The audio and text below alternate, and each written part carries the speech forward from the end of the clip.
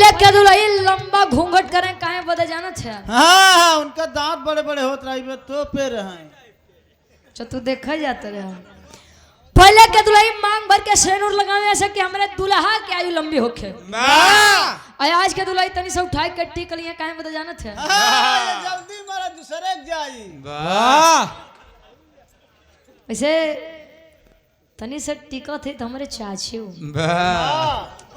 अरे हमका न बतावा हम देखे यही। हाँ अब बताया ओके जे नहीं देखे हो तू अगर हमरे अम्मी से मिला तो हम चाची से मिले लिए का गुरु जी दादा सही बात की नहीं। हाँ देखत रहे बुलेट पे बैठाई जात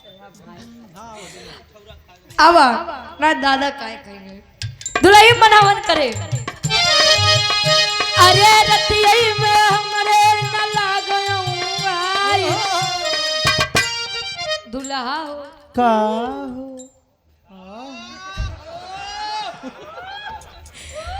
अरे रतियई में हमरे न लागयो दादा के ले ले पैसा अच्छा दोस्तन इनकर दोष नहीं बा इनके नमो में दोष बा। एक तो एक अक्षर के इनकर नाम बा डब्लू उल्टा यम और विश्वकर्मा जी तो काहे नहीं अपने नावे जैसे कुल उल्टा करे कब अच्छा नहीं हो तू तो बुरा मान गया महाराज।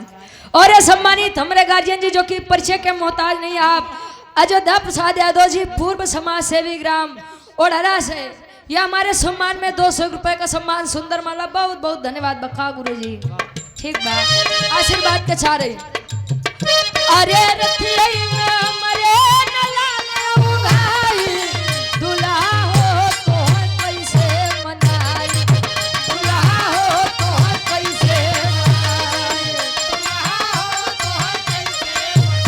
अरे रतिया में हमरे न लागयो भाई रतिया में हमरे न लागयो भाई दुल्हा हो तो कैसे मनाई दुल्हा हो तो हर दारू पिया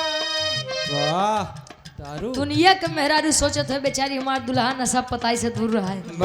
तार वाली पूछो तो का यार हम तो पीबे नहीं करते भैया बा मास्टर पैसा दे भेजत है।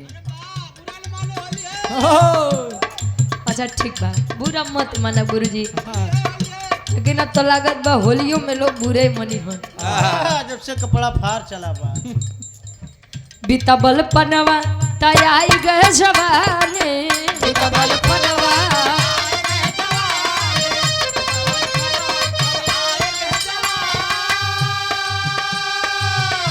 अरे रही रही के